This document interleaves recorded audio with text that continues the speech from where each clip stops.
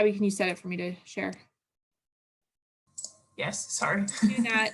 For those of you that I haven't had the pleasure of speaking with previously, I'm Catherine Kopp, and I lead our Data-Driven West Virginia initiative. So we support our business data analytics program academically. I'm an adjunct as well. I teach management 426 at the undergraduate level. But with data-driven, we basically run experiential projects in data analytics, and those are for clients across the state and region, trying to give students some hands-on experience. So I get to support a lot of research and development, which is fun these days, while also supporting students, which is great.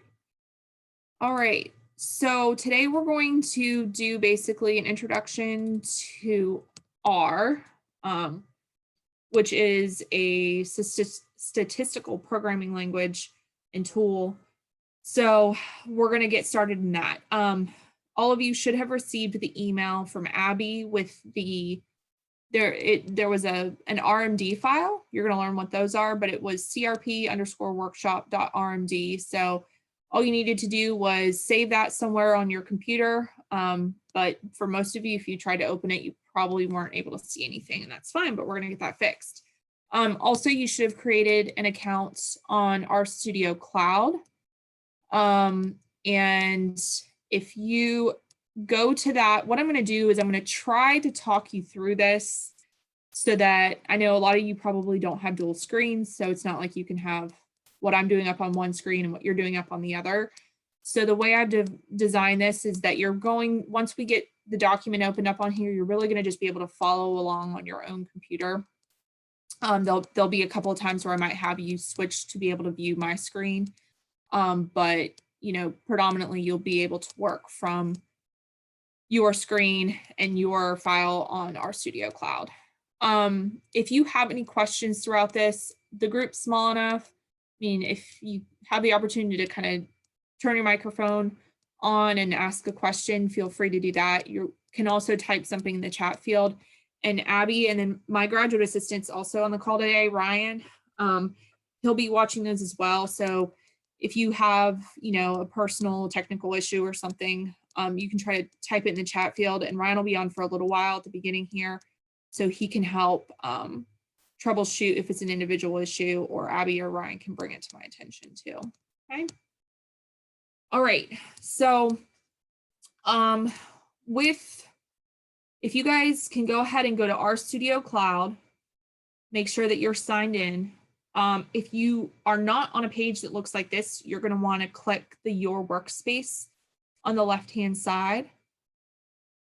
And then from there, you can go ahead and give this project a title, if you will. So I'm going to call it CRP Workshop. And now if I log into my RStudio Cloud, I can go straight to this if I want to access this file. So what I'm going to do is go to this right-hand pane. Okay, so there's 3 different panes here of RStudio. Go to the lower right-hand one and click the Upload button. And you're going to choose your file, that CRP workshop file that was sent out. You're going to select that from wherever you happen to save it. For me, I put it on my desktop. So I'm going to go find that. And click OK. And then once that's done, you should see it now listed in this directory in the bottom right-hand pane. Then from there, what you're going to do once that is uploaded is you'll go ahead and click on the file, and it's going to open up on the left-hand side. And you'll see that actually what was one pane on the left is now 2 separate panes. You have the document up top, and then you have a console down below. All right, so there's one thing about your screen that probably looks a little bit different from mine. So if you if you want to look at mine, it's okay. But basically up here, right before the code starts, right before the code in the file, there's probably a little banner that tells you that certain packages aren't installed. And then there is a little install link. If you have that, go ahead and click install on your window. It's going to take it a little while to run, but I'll explain to you later on in this session what it's doing, but give it a little while to run. Go ahead and click that install button and then come back to watching my screen. I'm going to show you a couple things while that's those packages are installing that you won't necessarily need to do anything on your computer. So if you come back and look at my screen here, once you click that install button, just some navigation things. So again, top left pane is going to be our document. Bottom is our console where we can like hard code, like we can type out code and run it here if we don't want to necessarily save it into our document. That'll make a little bit more sense in a bit. And then up in the upper right corner, we have our environment. As we start to build things in R, you're going to see things populate in this environment section. And again, that'll make sense as we start working through this file. And then down below, this is just like a folder on your computer. So if I were to open this up, essentially this folder that I just happen to have open on my computer is the equivalent to what you see down here. It's just right now we're working in RStudio Cloud, so it's all housed in the cloud. Okay, so it's not stored locally on your machine. If you were to ever want to move a file that you have down here to your local machine, you would just select it, click the more arrow, and then export, and you could then save it to your local machine wherever you wanted to. Another thing, you can customize the look and feel. You can actually expand, you can adjust the dimensions of the panes. You can rearrange if you wanted to, like this upper right one doesn't have to be your upper right one. So it's really customizable. And another nice feature is you can change the coloring. So if you like a darker background with different color text, there's a whole bunch you can choose from by going to Tools, Global Options, and then you would go to Appearance. And this allows you can select a whole bunch of different themes. So this is basically what your code would look like. I am personally a fan of the dark background and the lighter text. It's better on my eyes. So I'm going to actually go ahead and switch to that. And I guess we'll use Dracula since Halloween just recently passed for us. So I'm going to apply that and you'll see it changes. Click OK. So those are some things you can go back and do later on. If you go ahead now, actually, I'll give it just a couple more minutes because the install sometimes takes a little bit of time. To be fully transparent, this document is titled Introduction to R, and Dr. Brad Price in the Buddha program, he actually wrote most of this content. I just made some edits for our purposes today. So I definitely want to give credit where credit's due, but he wrote out this nice document for us. The really great thing is you can come back to this. So if you feel like it's easier to watch what I'm doing today and then try to do the hands-on part of it on your own later on, you can literally go back to this document and it's going to give you all of the instruction plus all of the code, and you can walk through it at a more convenient pace if that is your preference. So this is set up very nicely for that purpose. Okay. All right. I will also tell you I'm probably going to read a little bit of what's on here and then add to it. So if you see me reading, just bear with me. It's honestly so that I make sure to cover what I need to cover today. And the other thing is, I'm not sure we're going to get to all of this in the next hour and 15 minutes, but we will do our best. But if worse comes to worse, you have some additional content that you can work through. And of course, you can reach out to me if you have any questions, and I'll give you my contact information at the end. So if you want to now, go ahead and switch back over to your screen if you're not there already, and we'll start talking through this. And unless I tell you otherwise, you can just stay on your screen because you're going to be able to follow along. I'll basically be talking you through and we'll be going through the same document together. Okay. Can somebody let me know that did those installs? Are they done? Basically what it should look like down in the bottom right-hand pane is you should have another little arrow pointing to the right with a cursor blinking if it's done running.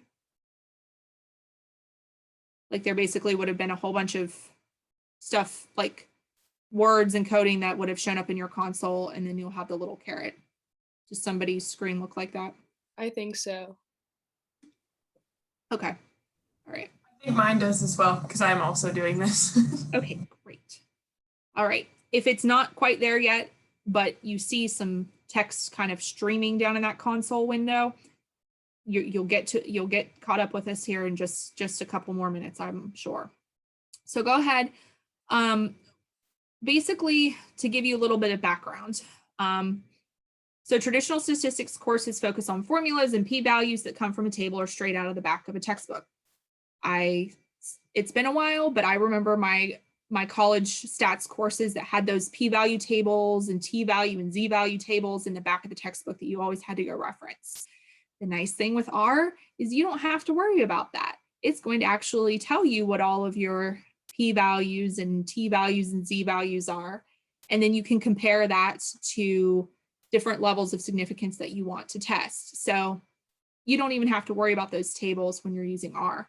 Also, if you remember back to high school days of having to have like a TI 83 or 89, or I'm sure the number is even higher now. I was in high school like 20 years ago, but you know, that this is a much more powerful version of that statistical calculator or scientific calculator that you might have had to use in the past. And it's free. R is open source. It's free, which is great. And it's capable of a lot of stuff. So we're going to just scratch the surface of what it's capable of today. But there's a lot more that it can do. So this is going to focus on statistical computing with R. Again, we're going to just scratch the surface of it today. But we're going to talk about R as a software, data structures, R as a programming language, data manipulation, and then some basic analysis tricks just to start. The goal of today's workshop is just to be an introduction to make you more comfortable to go and learn new things in this exciting new software. So what is R? For years, R has been a free statistical software that was used by both applied and research statisticians. So basically, if you are heavily involved in statistics, R is old news. But why would we use it in a business setting? Well, because over the past few years, people in industry, startups, government, medicine, and consulting have realized what those in statistics realized over a decade ago. R is one of the most powerful tools we have to analyze data. So now individuals who work in data science, analytics, machine learning, and many other fields have made R their language of choice. As I mentioned before, it's free, yay. So that is a huge advantage to using it. It's also designed to do things as simple as calculating means and as complex as recommending songs on systems like Pandora. The last reason we are using it is because it is the it thing in statistics and analytics right now. R and Python are the two main languages and programs that people are working with right now. And we want to stay relevant. All right, so now we need to understand R isn't a general purpose programming language. It's a statistical programming language. So when we discuss R as a language, it is how do we use it to analyze data and focus mainly on how to use computing to answer questions of interest. Okay, statistical software makes our life easier and allows us to focus more on how to apply results to our questions than about equations and calculations and worrying about managing complex spreadsheets and errors. So it's different from Excel in the sense that we don't need to store a whole bunch of formulas that might reference things differently as time goes by. Okay, you're going to be able to call things, and also even from, I mean, if any of you guys have done any sort of regression analysis in Excel, R makes it so much easier. And if you haven't done that yet, that's okay. You will see those differences, especially if you pursue the Buddha minor.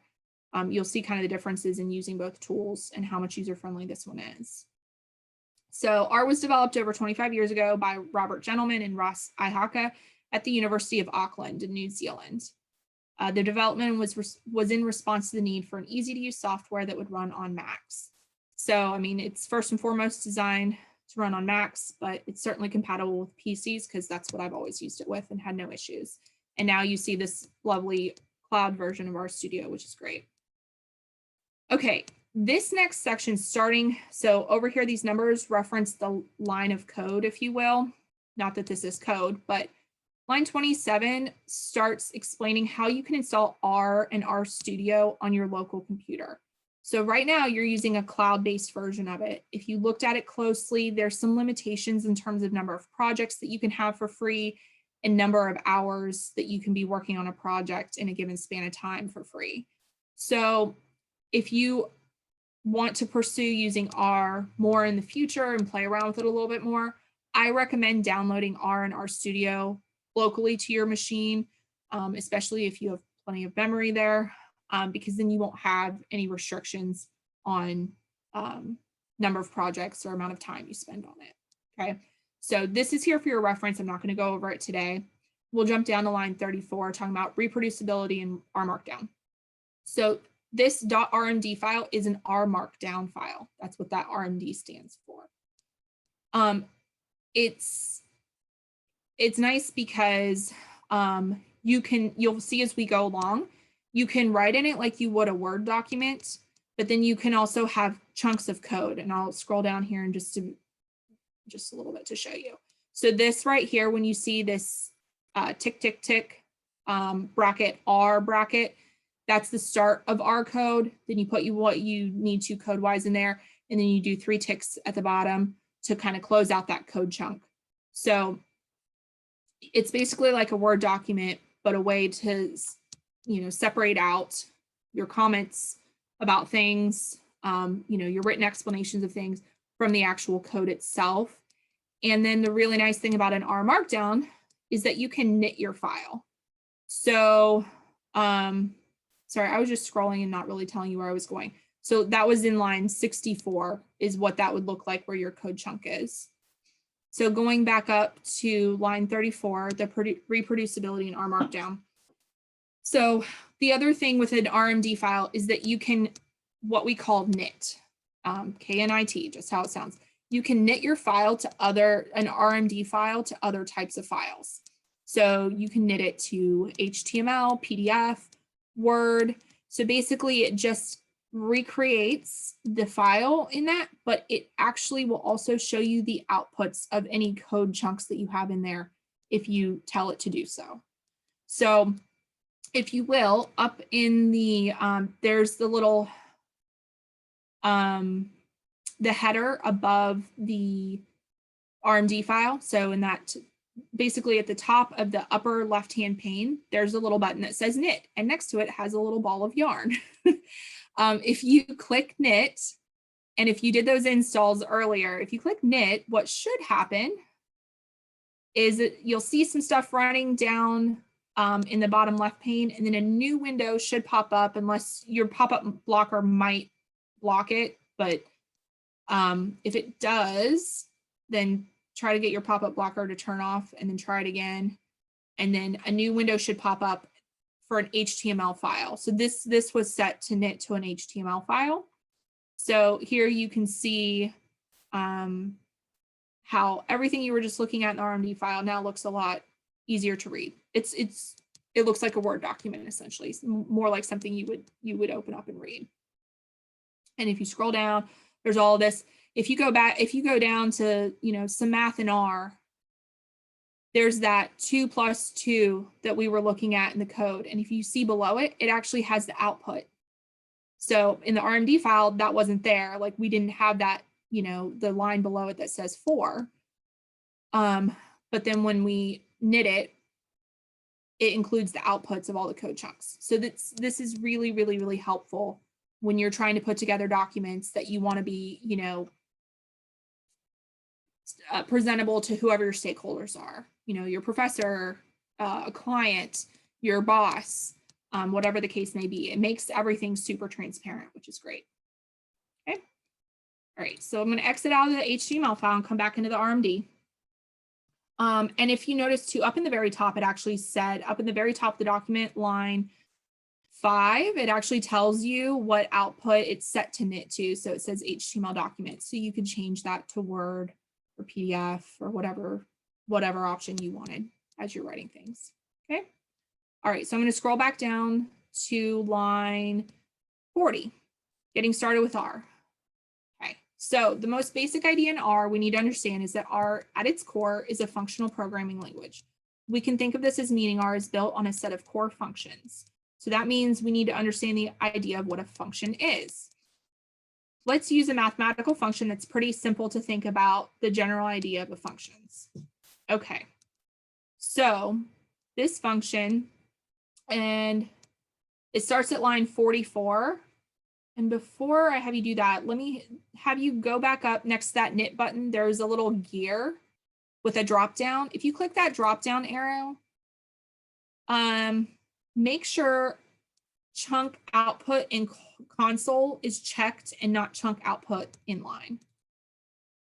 Okay, so chunk output in console is what you want to have.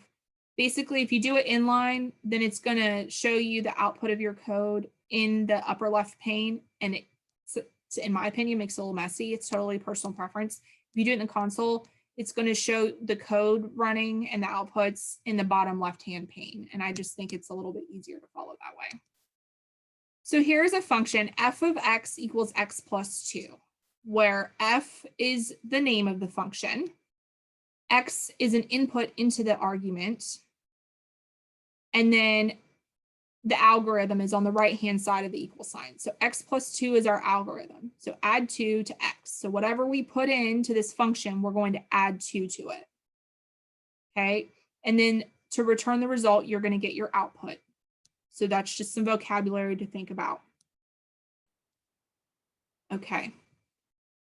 R will even take the same form, function name, and then in parentheses, argument 1, 2, 3, and then we'll print output for you. Now that we know what a function is, it is important to understand that functions in R have algorithms that depend on other functions. This is what truly makes R a functional programming language. The open source nature allows others to build on top of existing functions to make R more powerful by the day. And I'll be able to explain to you what that means shortly. Okay, so most of these commands that we're going to get into here in a bit are going to have some sort of action, and then in parentheses, like it'll be followed by parentheses where you're going to put in the arguments to that function. But let's just look at some basic math in R to prove that it can be just a basic calculator if you really want to use it that simplistically. So if you scroll to line 65, we can do some addition where we just have 2 plus 2. So let me show you how to run code chunks. There are 2 ways that you can do it. If you go over to the far right side of line 64, there's an arrow pointing to the right. And if you hover over it, it says run current chunk. If you click on that, it's going to go ahead and run it. And if you look down in the lower left-hand pane of the console, you're going to see that it shows 2 plus 2. And then below it, it'll have the output of 4. Okay. Another helpful hint, it's a lot quicker when you're wanting to just run a line here and there, is if you go back and put your cursor on line somewhere along line 65 and you hit Control Enter, it will also run that line of code for you. You could also highlight multiple lines of code if you wanted to. Control Enter, you know, that's also an option. You can select multiple lines at once. Okay, next, let's look at line 70. Let's run that code.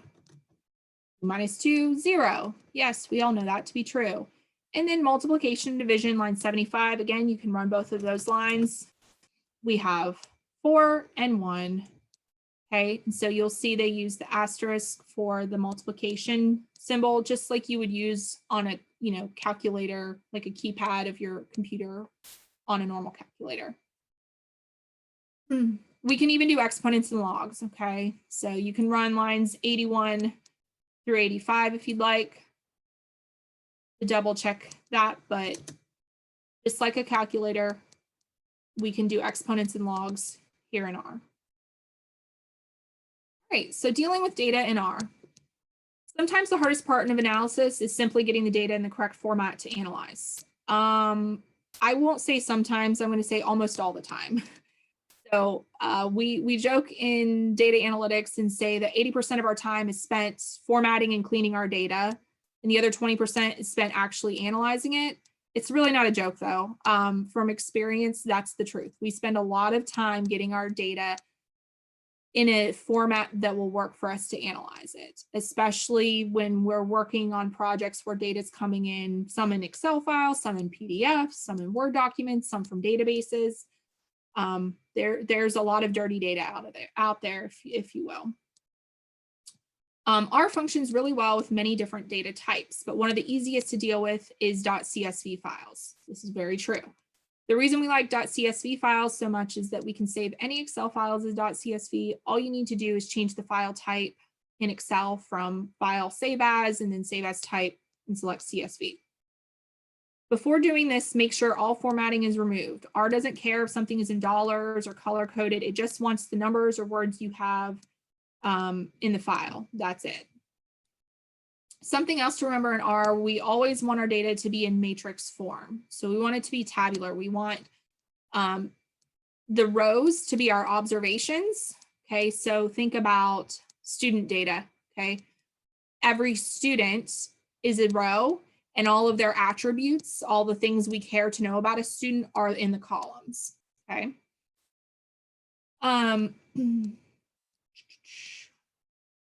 Sometimes people call this a long form of the data. For visualizing, it's not always the best thing, but for analysis is the right thing. Okay. For now, we will use a data set that is already in an R package. Okay, so now we're going to learn what packages are. You guys, just to start this, we installed packages and you didn't necessarily know what they were. In R, because it's open source, a lot of people contribute to it. So if they want to contribute to making R better, and maybe they want to write a function, maybe they're doing research and they have a cool data set that they're willing to make public that other people can play around with, they can create packages that have all of that built into it. Okay, there are tons and tons and tons of packages. If you really even want to go explore all the different packages that are there, and actually it's not all of them, it's just some of them, in the bottom right-hand pane, you can click the packages tab and it lists a whole bunch. Okay, it lists a whole bunch. It'll have a check mark next to the ones that are actually installed, but not on the other ones. But there are lots of different packages. Some of them are functions, some of them are data sets, but each one should have a help file associated with it too that will explain what's in it. The first time you work with a package in RStudio, you have to install the package first. You guys should have all done that. So line 97 of the code, you should not need to do. You technically already did it by clicking that install button earlier on. But in the future, you can also, this command, so install.packages is our function, and we're calling ALR4, which is Applied Linear Regression, 4th edition. It's a book that is used a lot in data analysis. So that's what it's doing. This is our function. We're telling it to install the package, and we're calling the package ALR4 for it to do. You always do it within quotations, but if you forget, R is smart enough to remind you or to fix it for you, which is helpful. But because we technically already did that, we don't need to run that line again. So go ahead and go to line 98 and run that line. And now what it's done is it's loaded that book. Okay, if we're thinking about library, so it's loading in that package or that book, if you will, for you to be able to actually use it in this session. While you only need to install a package once in RStudio, if you have a new session in RStudio, so like you close out of it and you come back the next day and start working again, you need to put in library in that package again. You have to reload it every time that you're working on, every new session that you're working on. All right, and then I kind of already talked here about the idea of functions again. So install packages is our function. This is our first argument, the ALR4, and so it did what we told it to do. And then library, same thing, it's another function. We told it what we wanted it to do. Okay. I need to get this off my screen. There we go. All right, so there's a little bit more information about that if you need a little bit of extra explanation, but let's go ahead and move on. So the ALR4 package has a ton of stuff in there. Like I said, it is tied to a textbook. So it actually has a ton of different data sets in there that you can work with. So we're specifically to start going to work with Big Mac 2003. That is a data set within the ALR4 package. So line 118, we do not need to run. Okay, now Big Mac 2003 sounds hilarious, but let me tell you what it actually is. Okay, it's a data set that looks at specific economic factors in different major cities from a 2003 Union Bank of Switzerland report. It looks at the number of minutes of labor that goes into purchasing 1 kilogram of rice, 1 kilogram of bread, and 1 Big Mac in each of these cities. So it's comparing the economic status of multiple cities based on what it would cost basically to purchase each of these things. And if nothing else, this proves McDonald's span globally, if you will. Other economic factors are also included, and we're going to take a look at those here in just a minute. So let's go ahead and go to our line 119 and run this. So what it's doing is it's telling us that we want to use, so data, Big Mac 2003, we want to use our Big Mac 2003 data set. And we're going to be working with that for a while. If you look over, as soon as you run line 119, if you look over in your upper right-hand pane, the environment tab now has a value in there, Big Mac 2003. So we have added that to our environment to now be able to work with. And then if we run line 120, head Big Mac 2003, it's going to show us the top of our data set. It's going to show us the first 6 observations, which are our rows, and then all of the different variables that exist in that data set and what the values are for those first 6 observations. Okay, so we've got Big Mac, bread, rice. So again, that is the number of minutes of labor that goes into purchasing 1 kilogram of each of those. Then we have a food index, bus, apartment, teacher, GI, teach, NI, tax rate, teach hours. Okay. You're probably like, well, I don't really know exactly what those variables mean. So if we really want to get some additional details, if you go to your bottom right-hand pane and go to the Help tab, and in the search bar, you can type in Big Mac 2003. It'll probably auto-populate for you, and you can hit Enter. And it'll pull up a file that will explain to you, if you scroll down, what all of those variables are. So it's a data dictionary, essentially.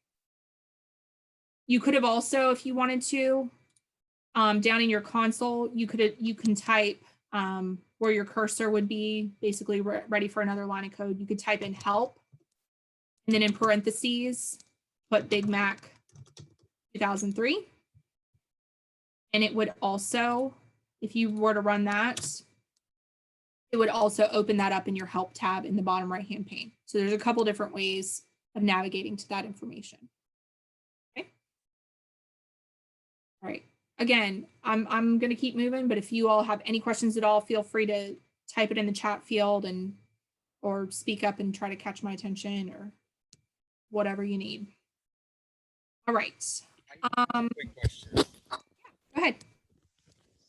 I was wondering, the Big Mac document that you open up was already built, right? Yes. You just took out the information and show obviously what is the most important part.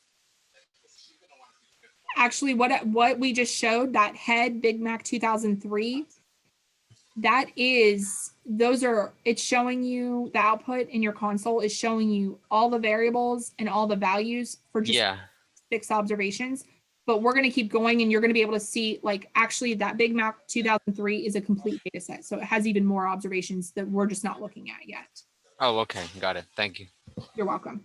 In fact, if you look in the upper right-hand corner where it's set in your environment tab, next to Big Mac 2003, it probably now says 69 observations of 10 variables. So we know now that that's actually the dimensions, and we're going to double check ourselves, because if you run line 126, dim Big Mac 2003, it's going to tell you 69 by 10. So dim is dimensions. Okay, we want to know the dimensions. So 69 rows or observations with 10 columns or variables. Okay. All right. Now, it's sometimes worth attaching a data set, if you're going to be working predominantly with a certain data set, you'll want to go to line 132 and attach that data set. What that's going to do, go ahead and also run line 133 and 134. And then look down in your console. So we attached Big Mac 2003, which is our data set. Then we ran a line of code that said Big Mac, which was one of the variables within that data set. And it showed us the output. It showed us all 69 values for that Big Mac variable. And then the last command we just ran was Big Mac 2003 $ Big Mac. That gave us the exact same output as the line above. And that is because Big Mac 2003 is our data set, and then it's followed by the $, and then behind that is the variable Big Mac, okay? If we were to have not attached, if we didn't run line 132, the attach Big Mac 2003, we would have had to always, when referencing any variable in the data set, we would have always had to type it out as it is in line 134. We would have always had to include the Big Mac 2003 $ beforehand. Otherwise, it wouldn't have known where that variable existed. Like R wouldn't have known that. But because we did attach the Big Mac 2003 data set, we can now just reference the variable and it knows what we're talking about. So when we say Big Mac by itself in line 133, it knows what we're referencing.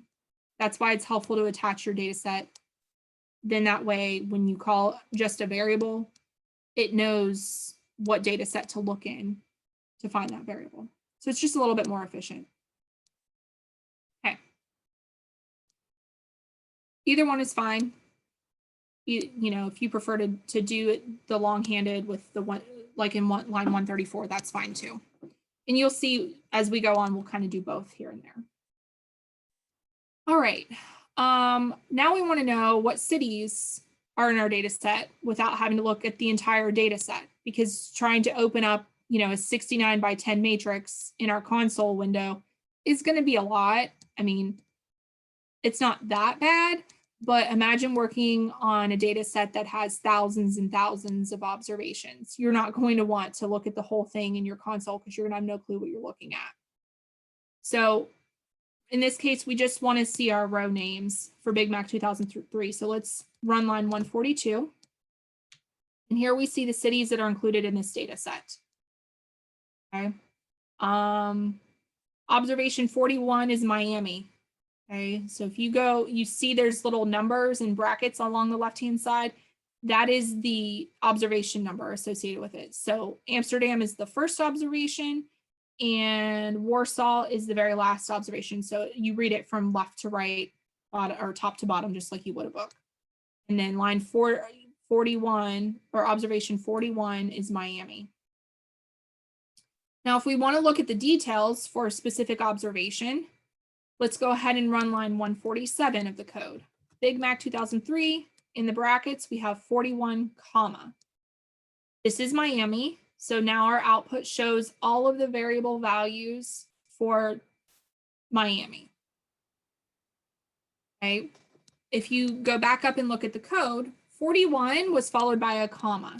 Whenever you want to reference a specific column or row, you always put the rows on the left-hand side, the row number on the left-hand side of the comma, and the column number on the right-hand side of the comma. Okay, that's how R views it, is rows, comma, column. And to show you that, let's go ahead and run line 154. This is going to show us all the values in our first column, which our first column is the Big Mac column. Pretty sure. So yes, that gives us those values. Okay, so that's how that works. That's how we call on the row or the column data if we want to just, you know, specifically look at one variable or one observation. All right, let's go down to line 160, basic statistical method. So we know that R isn't just used for looking at data sets. We can do that much better in Excel most of the time, you know, when we don't have thousands of observations or variables. But how does it work as a stats tool? the first thing we should always do is look at a histogram of our data. In this case, we're going to look at teachers' net income, or the Teach NI variable from our Big Mac 2003 data set, using a histogram and a box plot. So line 163, you don't need to run because we already attached that data set. We haven't done anything since, but if you want to for good measure, feel free. And then line 164 is a histogram. So the hist is our function. We're telling it to make a histogram looking at teachers' net income, or the Teach NI variable. This main equals teachers' net income in thousands. That's the label that we're going to give our histogram. Okay, so let's run that line of code. And it should pop up in the bottom right-hand pane. There's a plots tab that should have just opened up, and it's going to show you a beautiful histogram. Okay, we can look at that and say, okay, this is skewed right. So we don't have many teachers making a lot of money worldwide in these 69 different cities. But perhaps we want to be a little bit more granular with how we look at it. So we want there to be more bars, if you will, or more breaks in the histogram. Or if you are more familiar with histograms, the technical term is we want to have more bins. Okay, so we're going to run line 169 where we're saying breaks equals 15. Now that spaces it out a little bit more and shows a bit more variability. Like we have a lot of cities where their teacher net income is between 0 and 5,000. And then it drops. And we see another little peak around the $20,000 to $25,000 range. Okay. So as you can see, just changing the number of bins kind of changes the way this looks. So it's always good to kind of check that out when you're looking at your histograms. We can also do a box plot with this information. So box plot is our new function in line 174. Everything else is staying the same. We'll run that line, and now we have a new plot in our plot window. And what this box plot is showing us is the dark black line is our mean, or our average net income. And then the gray box spans between the first quartile and the third quartile. And then we have a couple little dots at the top. Those are outliers. Okay, so this shows us the distribution of the values a little bit better. All right, now we can go ahead and start looking at some summary statistics that we would need to give us an idea, a little bit more of an idea about our data set. So let's go to line 180. And we're going to just run the summary command. This is probably my favorite function. It is one of the first things I look at with a data set because it tells me a lot about my variables. So let's run line 180. And what you can see is it gives you your minimum value, your first quartile, your median, your mean, your third quartile, and your maximum values for all of your variables. Now, with this particular data set, we're lucky because all of our variables are numeric. That's not always the case. So sometimes this summary function will look different for different types of variables, which we'll look at in just a bit. This can be really helpful. And obviously, think about all the time spent calculating average and the median and, you know, different quartiles, where here is one function that does all of it for you. It's very, very efficient.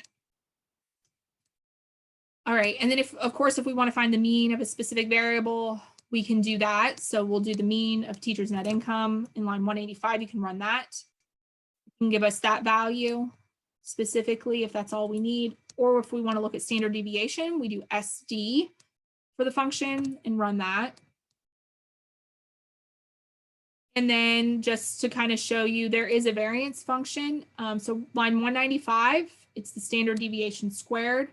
You can run that line of code, and then line 196, and you should get the same answer both. So you could either do standard deviation squared or just var or variance function.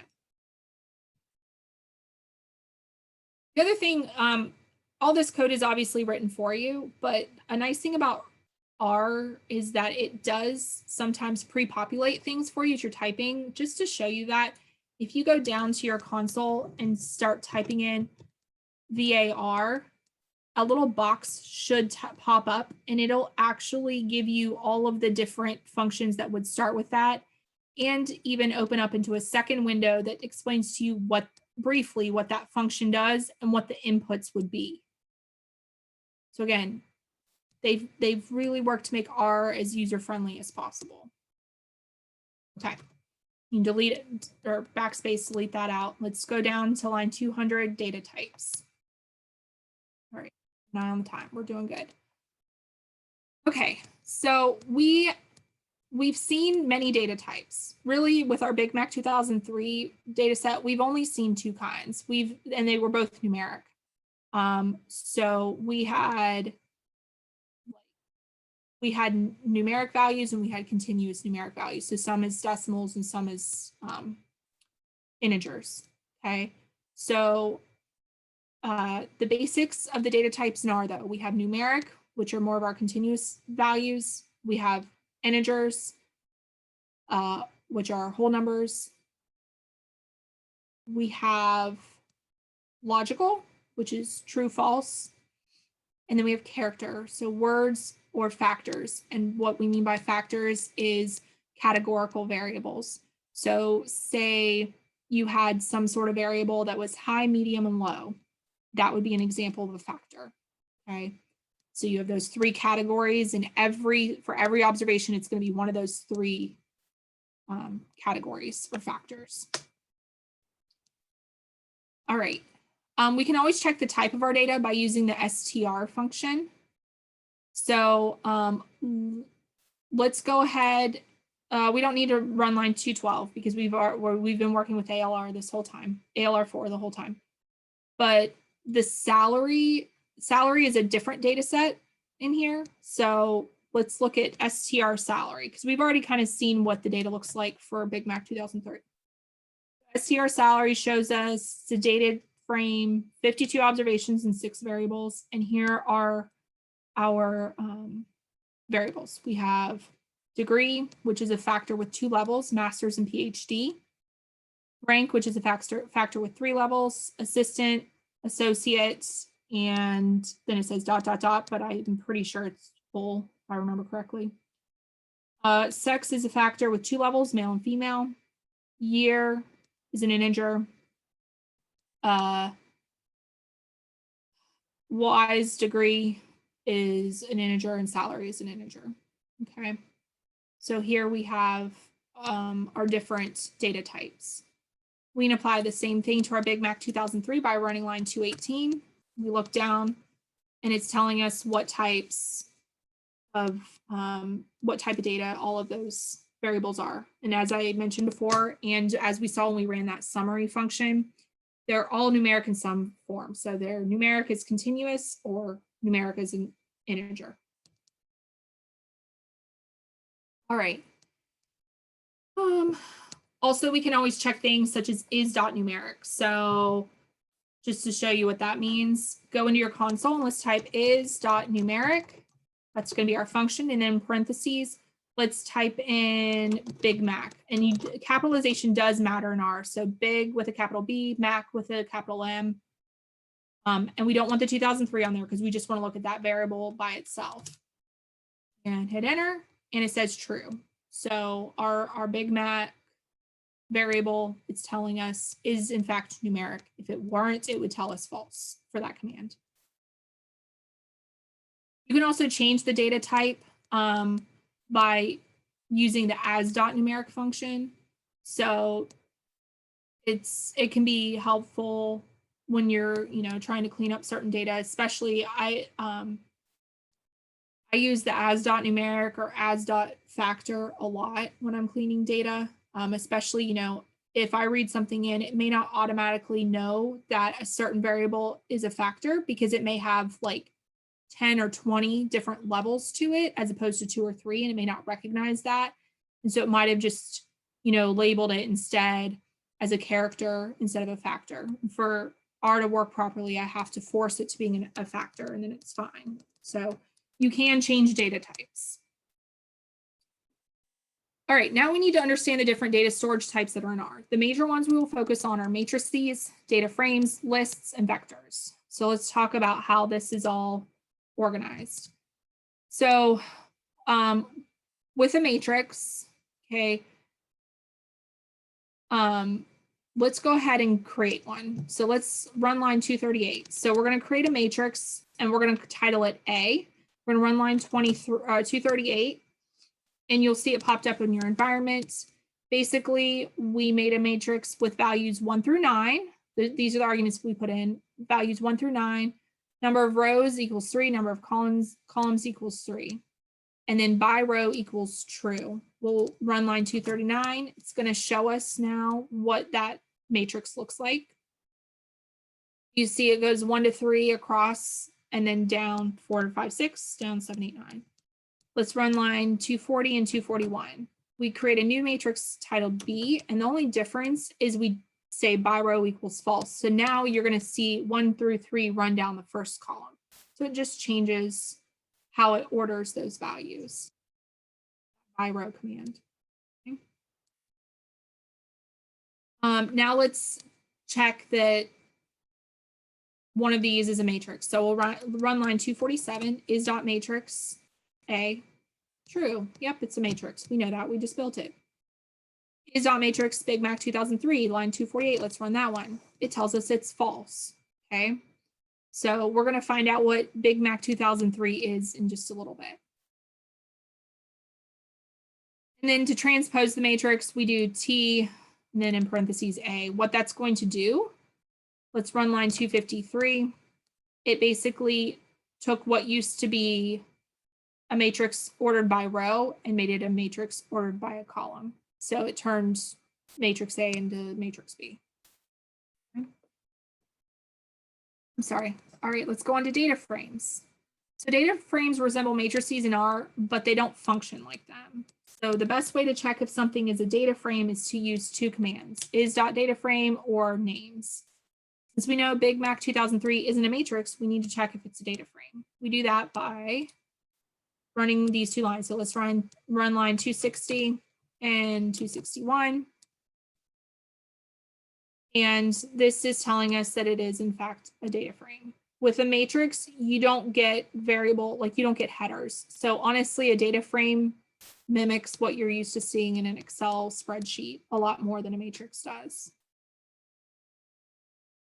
All right. And then the names command shows us what we can call using the atomic operator, the $, which is what we talked about a little bit earlier on. So Big Mac 2003, $ Big Mac, we can actually reference that. Within a matrix, you wouldn't have a $ and a value. With a matrix, you would have you would have A and then square brackets, 1, well, that would be your row. So comma 1 within the square brackets. If you were to run that, it tells you what those values are. So you would always have to reference the columns or the rows by its number because it doesn't have a name associated with it. Okay. All right. Then we have lists. Lists may be the most useful and robust data type we have. They can contain anything and everything and no problems will be found. For instance, if I need a data type to contain multiple vectors of different lengths, maybe some different samples or a description in the data, we can use a list. To create a list, we do my list. We're going to go and run lines 274 and 275. So my list, it created a list A with values 1 through 9 and list B values 2 through 5. And when we run the second line, the my list, it's going to show us what that looks like. To call the list, we can do a few different things. We can call it just like a data frame, which is a type of a list. So we can do names, my list, and it's going to tell us the two objects we have in our list, A and B. And then my list A, my list $A, if we run that line, it just shows us the values in that first object A. Or we can do my list square brackets, a double square bracket, which is, and then we're going to call 2, which is going to call our second object, which should be the equivalent of B. And there it is. So it shows us the values 2 through 5. Okay. All right. I'm going to keep moving through this. You can reference it later, but for the purposes of today, I'm going to get through this and you can kind of come back and regurgitate it a little bit more. So missing values in R, this is a big thing. So think about an Excel spreadsheet. Sometimes you have Excel spreadsheets that have empty cells. We either don't know that information or maybe it's the equivalent of 0. That could sometimes be the case, but R doesn't know that. So you have to tell it what to do with those NA cells. So we're going to create in line 292, we're going to run this line and we're going to create a data frame called data with just some random information. So we basically are going to have two variables, x1 and x2, and you'll see we have different NA values in there. So then run line 293 and it shows us what that data frame looks like.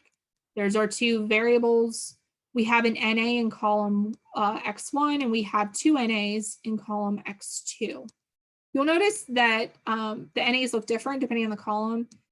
In column 1, it's a numeric column, so it's just NA, but in column 2, it's the character data type, so that's why it's in the carets. Okay. All right, and then if we scroll down, we want to see, we want to just ask it. Again, think about working with a really large data set. We want to know if there are any NA values in it, in a variable or something. So this is doing that. Is NA, is.NA data $x1. Let's run line 300. And it goes through every single observation and says false, false, true, false, false. So our third value is an NA. You can also put any as a function around all of that, and it's just going to tell us true. So again, think about a really large data set. You don't necessarily want it to spit out a ton of different trues and falses. You just want to know if any of them happen to be NA. So this would be helpful for that. Now, what do we do with the entire data set? So let's run line 306. It puts it in that same data frame format, shows us our columns and our rows and which ones are true and false. And then same thing with any NA, it's just going to give us the one true or false response. Okay. But what do we do with it? So we can tell it to omit any observations that have NA in them if we want. So na.omit is the function to do that. So let's run line 314, 315, and 316. So what we've now done in the first two lines, we pulled out the NAs from each individual variable. And then in line 316, we pulled out the NA omit from the entire data frame.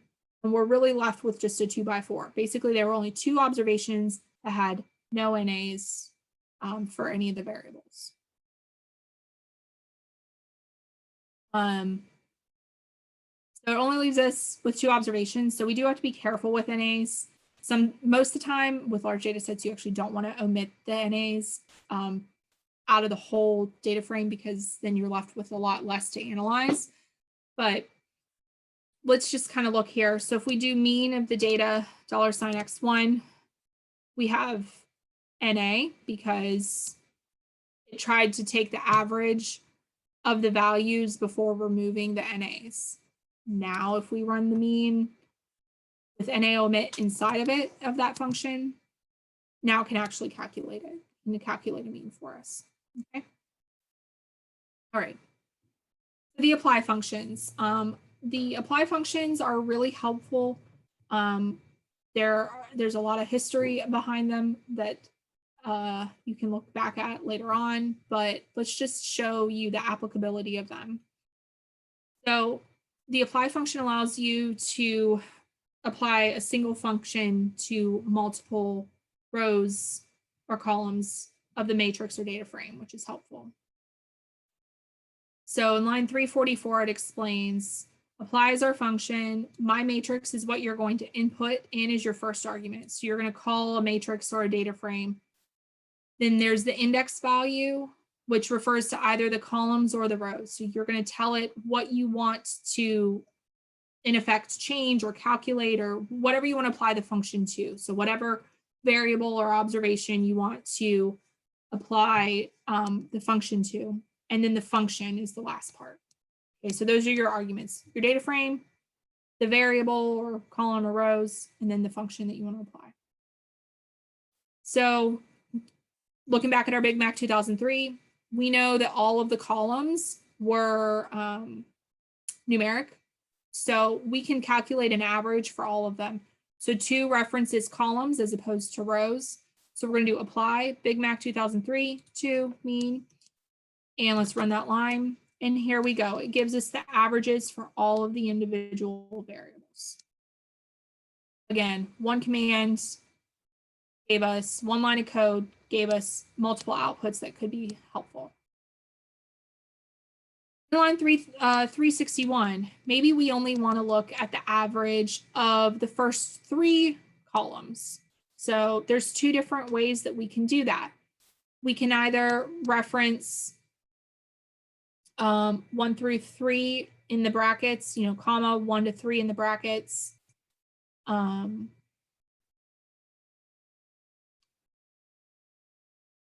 Yeah, and then, or we can leave it outside of the parentheses. So there's a little bit of syntax options here. So you can run 361 and 362, and you will see that both are there.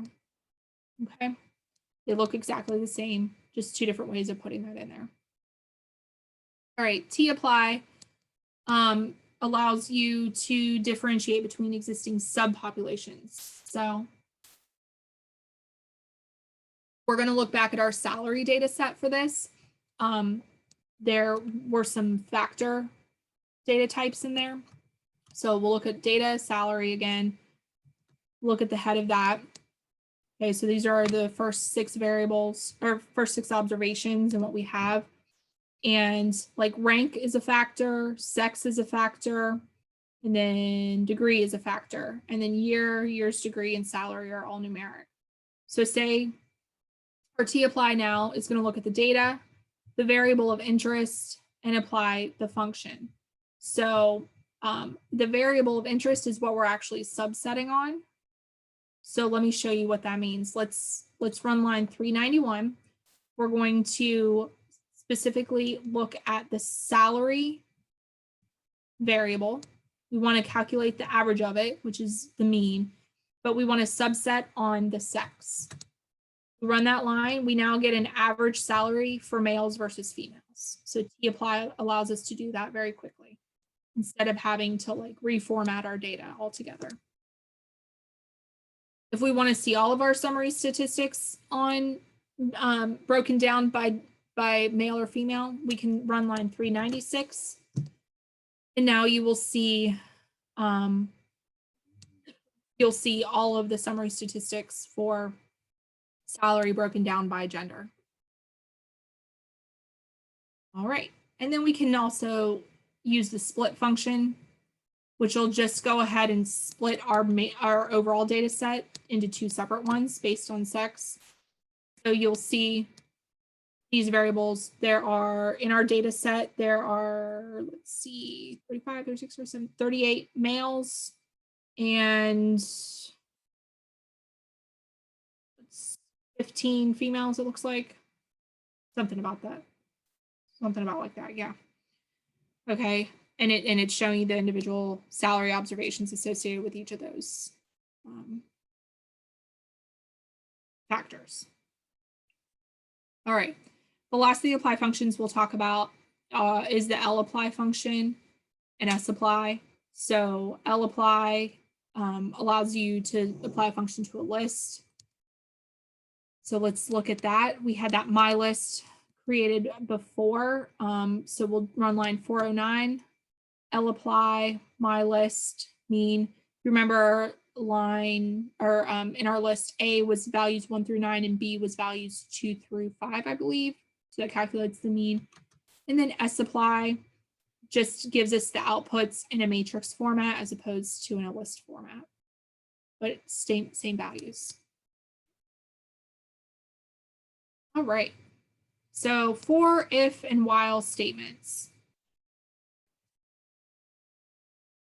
I will be completely honest, when I first started coding in R, these confused the heck out of me, and these are statements that exist in a lot of other coding and programming languages. So If you've had experience in other languages, these probably will make a little bit more sense to you as we first approach them.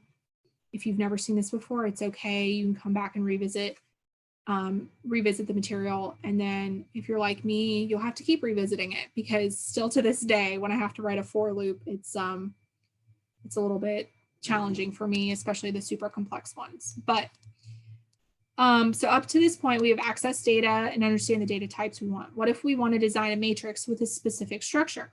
Just as in any programming language, for works when you have a fixed amount of interactions that you know you need. So a matrix. Let's say we want to know the sum of the numbers 1 to 20. We can do it simply in a for loop. So what we have here, we're going to set our sum equals to 0. So sum is going to be an object in our environment. So let's just run line 422.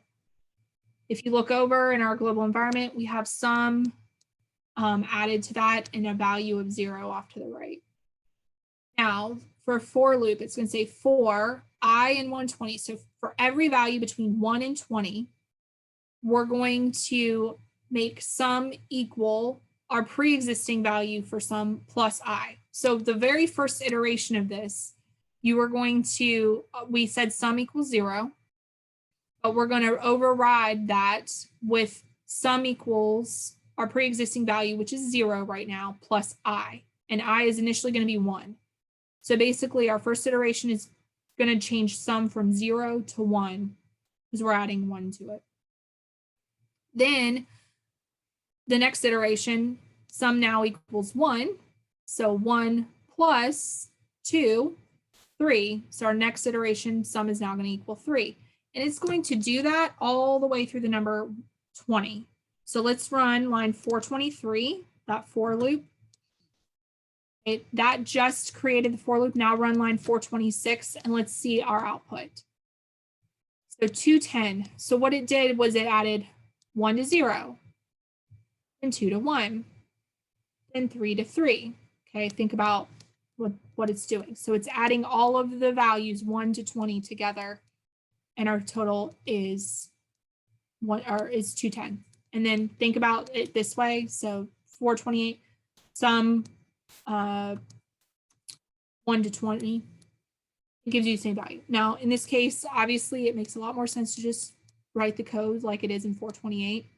But again, when looking at doing a lot more complex calculations, a for loop can be way more efficient than writing several lines of code to get there. What this code does is for each integer between and including 1 to 20, it adds it together. The while statement does something slightly different. It can be used when you know when you need your algorithm to stop, but you don't know exactly how to do it, or even necessarily know when it needs to stop. Let's say we want to stop a statement when our sum exceeds 100, but we aren't sure how many iterations that takes. We set up the code like this. So we're going to reset our sum to equal 0. Right now it's 210 in our environment. So we're going to reset it to equal 0. Our iterations 0. Then while sum is less than 100, we're going to do the following calculations. Okay, we're going to keep iterating over and over again as long as the sum, this calculation here, is less than 100. As soon as it goes over 100, we want it to stop. Okay, that's what this code's telling it to do. So let's run line 436. And then let's run sum is 105. So that's the value sum hit the first time it went over 100. And iter is going to tell us how many iterations it went through, 14. Okay, so basically when it added in number 14, that's when it reached over 100. And in doing so, it reached 105. Okay. All right. While can be thought of as a do this while this, my termination statement is true or false. An if statement can be thought of as one pass of a while loop. If this statement is true to do, if this statement is true to do this, if it isn't, don't do anything. So basically, let's go down here and look, let's set sum equals 0 again. Again, running the code makes a lot more sense. So if sum equals, and we'll talk about what the double equal sign means in a minute, but if sum is equal to 0, then we want it to do the following. Okay, if it's not equal to 0, then we don't want it to do that. We don't want it to equal, or we don't want it to change. So let's run line 449 and look at sum and iteration 1. So very simplistically, we had reset sum to 0. And because it was equal to 0, it changed sum to 1,000, and it happened in 1 iteration. Okay. All right. If we had set sum, let me just show you real quick. I'm going to set sum to 2 in line 448. I'm going to run that again. Run line 448 and then 449.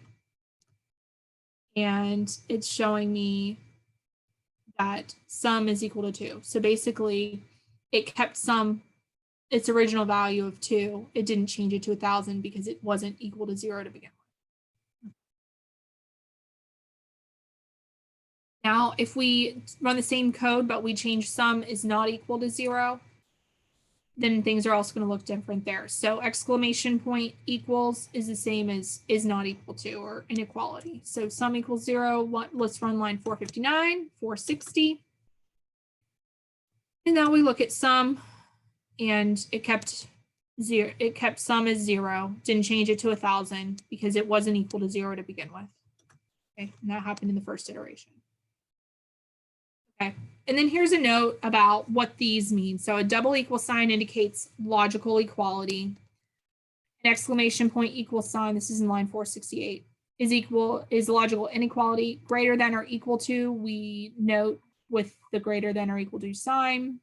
Just greater than is just that, less than or equal to. So all of those symbols hold true in R, which you're probably used to seeing the greater than and equal to ones, but the equals and doesn't equal from a logical standpoint, those might be a little bit different. The other thing is our ands, so conditional statements. If we have two things that we want to be true, so this and that, we used the ampersand, and then for or, we use the vertical bar.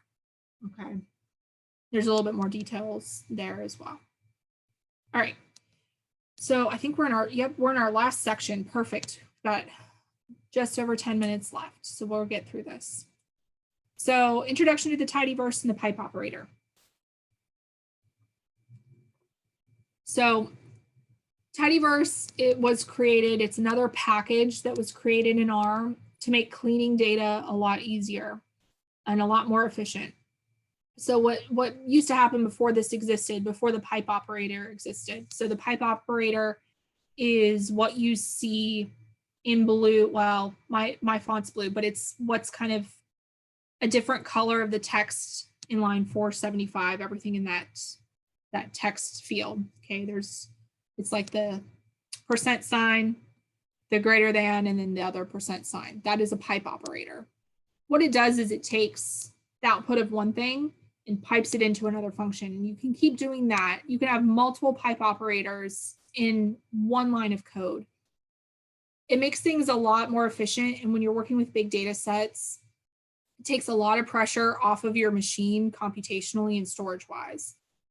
Because what it does, before you would have to like run multiple lines of code and in the process create multiple objects in your environment. Again, that would have shown up in your upper right-hand window. Instead, what you can do is take the output of one function, plug it into a new function, and only save the end result in your environment. Okay, so it's just a lot more computationally efficient for your computer. So we're going to look at the dplyr package, which is part of tidyverse. Tidyverse is a lot bigger, but dplyr is what we're going to focus on. So let's run line 478. We're going to call the dplyr package and say, hey, we're ready to use it. And let's run line 479. So it gives us the same output, if you remember, as earlier on we did head, and then in parentheses was the Big Mac 2003. Okay, so it was the function, and then we put what we were applying the function to inside the parentheses. This is a different way of writing it, which you can do with the dplyr package and using that pipe operator. So Big Mac 2003 is the object that we're piping into the function of head. Okay. All right. So we're going to look at now a little bit of a different data set. So we're going to look at the iris data set, which is also part of the ALR4 package. So you don't need to worry about installing anything new. Let's run line 486 and take a look at that data set. So iris has sepal length, sepal width, petal width, and species. Okay.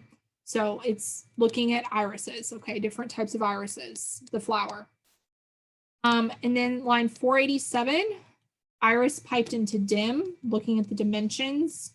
Again, so far we're just looking at different ways of some of the things we've done before, but you're going to start to see how this is a lot more efficient in just a minute.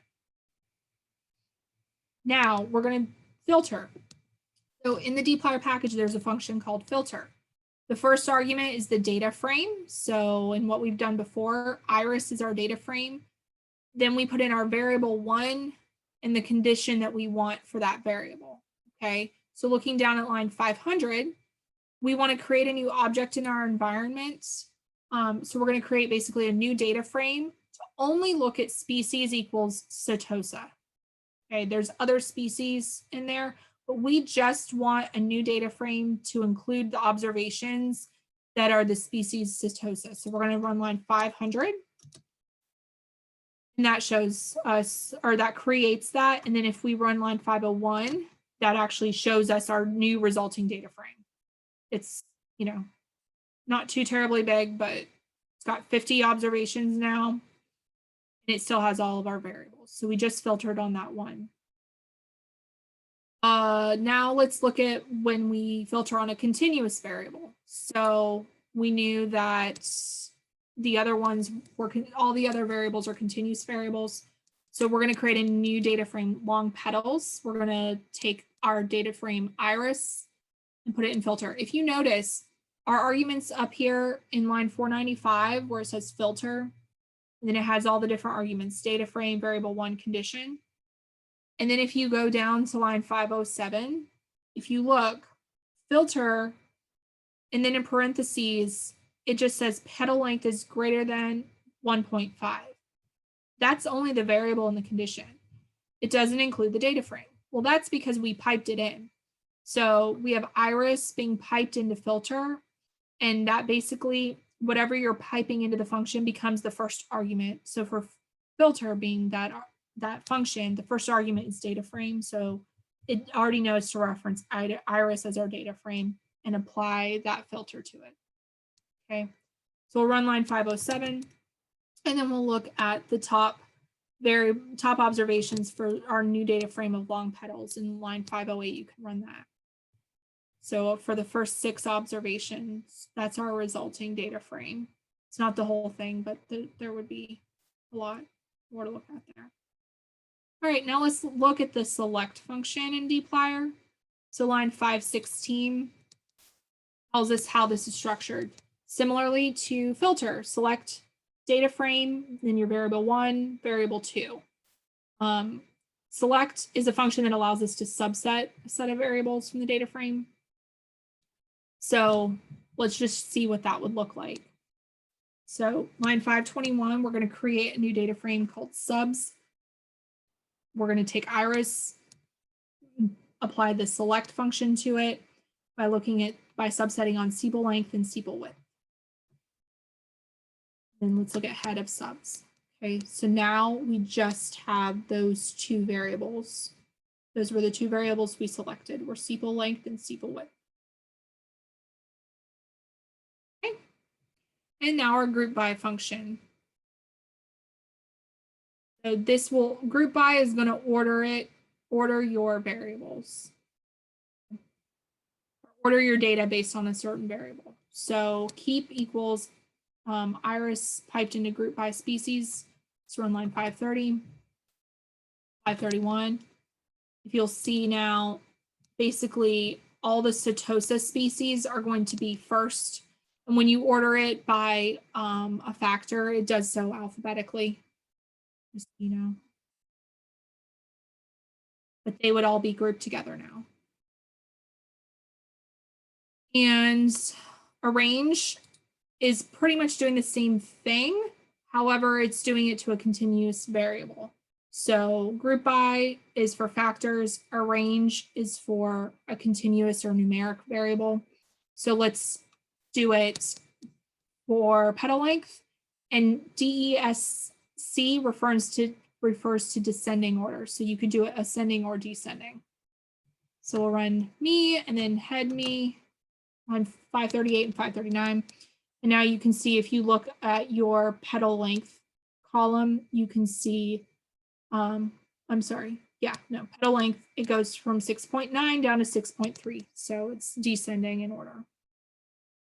And now we have our summarize function, similar to the summary function, but it allows you to apply or to create summary statistics for each variable of interest. So we're going to create M2.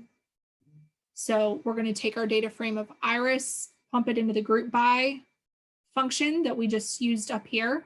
Okay, we're going to group by species, and then we're going to summarize. we want the following summary statistics. We want N, so the count, N is the number of observations, and then we're going to create a variable mean S length, and that is going to be the average of the sepal length for each group. So we can run those last two lines, 545 and 549.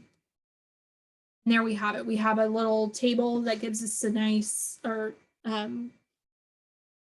nice grid that tells us there are 3 species: Setosa, versicolor, and virginica. And it tells us the number of observations for each species, and then the mean sepal length for each species. Okay, so I went through the dplyr stuff pretty quickly there. I will tell you, you can look up, if you Google dplyr cheat sheet, it actually is a really cool, it's like a front and back 1-page example, like visual aid for different dplyr functions that can be used. It's really helpful. There's plenty of other RStudio cheat sheets out there.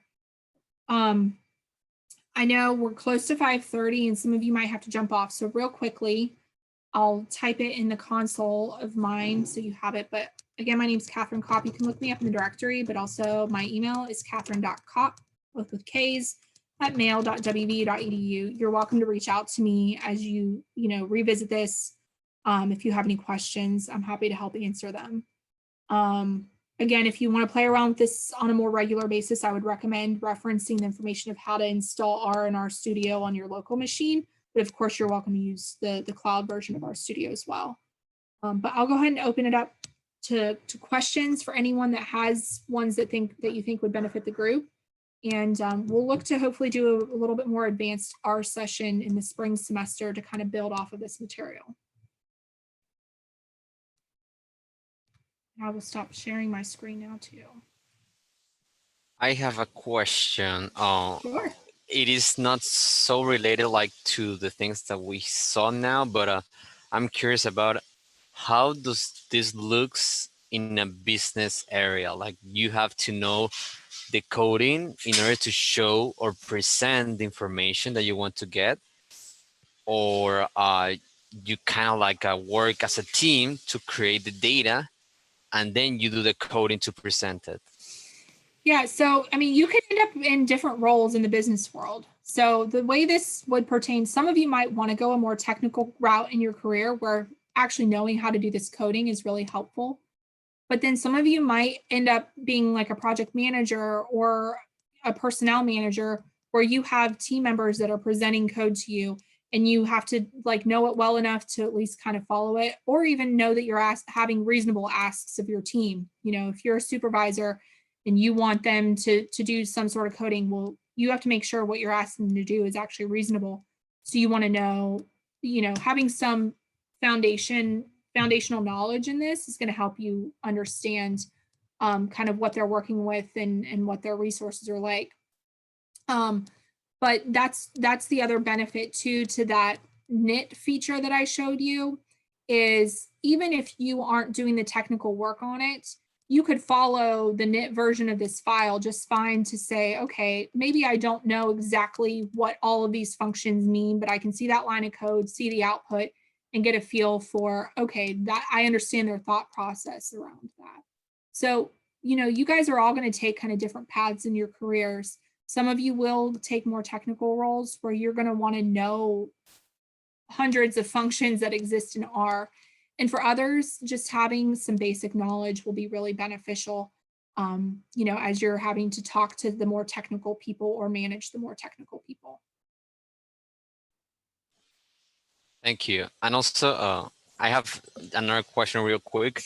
What do you think about a graduate on data analytics? Like, it can provide you that managerial part that you mentioned, or more the technical one?